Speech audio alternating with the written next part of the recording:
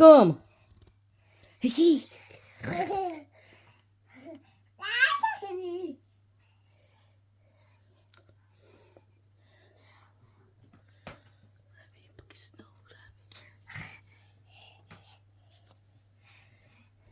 grabe yung snow. Ito yung likod ng bahay namin. Tapos, yung aking garlic. So, yun yung lilinisan natin mamaya. Kasi, yan, sobrang kapala ng snow talaga. As in, yung mga gamit namin na tinambak lang dito sa labas is nanuhan na rin ng snow. Yan, sobra. So, maglilinis tayo mga mi. Oh, andito yung mga, nandito sa bodega yung mga tanim kong citron o yung lemon, tsaka avocado kasi nga mamamatay sila kapag inilagay natin sa labas. So, wala akong greenhouse kaya dito lang natin siya nilagay. Okay naman na sila dyan, mabubuhay na sila. Basta hindi lang ganun grabe ang lamig. Tignan ninyo yung labas. Ang kapala ng snow.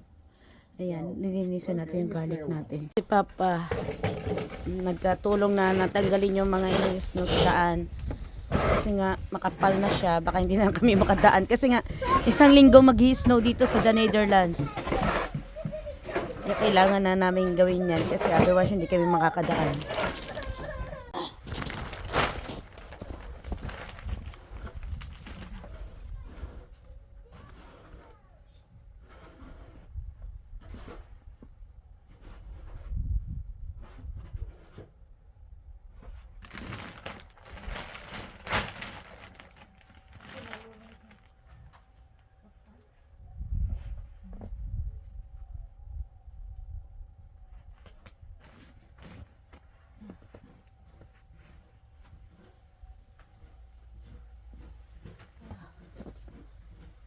Okay pa naman.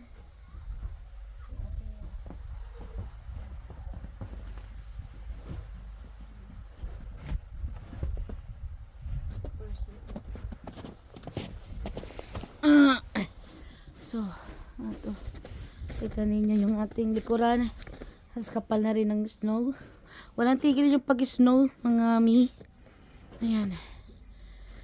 So, heavy snow pa bukas. Kaya, ayan. Paubos na yung ating kahoy. Wala na tayong kahoy. Konti na lang. So, kailangan na ni Papa magasibak. Pag nagwalis na sa daan. As if naman malinis ang daan. Puno-puno po ng snow dito sa amin. Sige, Sarah, walis. Sarah, kuma. Magwalis na. Dami pang kalat to. Nagkalat ang mga snow. Oh! Possibilities.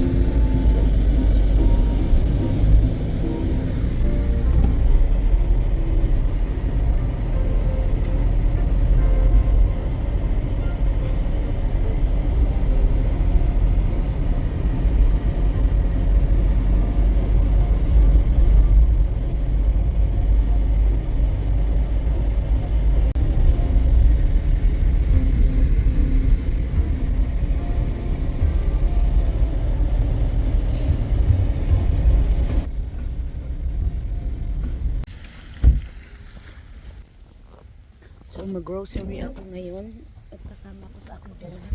Kasi nga, gusto ko sana maglakad kasi sabi ng biyanan ko, malayo. Tapos kung mag-bike naman ako, delikado. So, no choice kaya ko ihatid tayo ng ating biyanan. Puti na lang to the rescue ang aking laging biyanan. Handa ko samahan kapag sa mga ganitong bagay ba. Yan, ako manabig. Ang hirap pag wala kapag sasakyan. Mga ganitong bagay, maging independent ka sa ibang tao. Anyways, I'm thankful talaga. Yeah, super.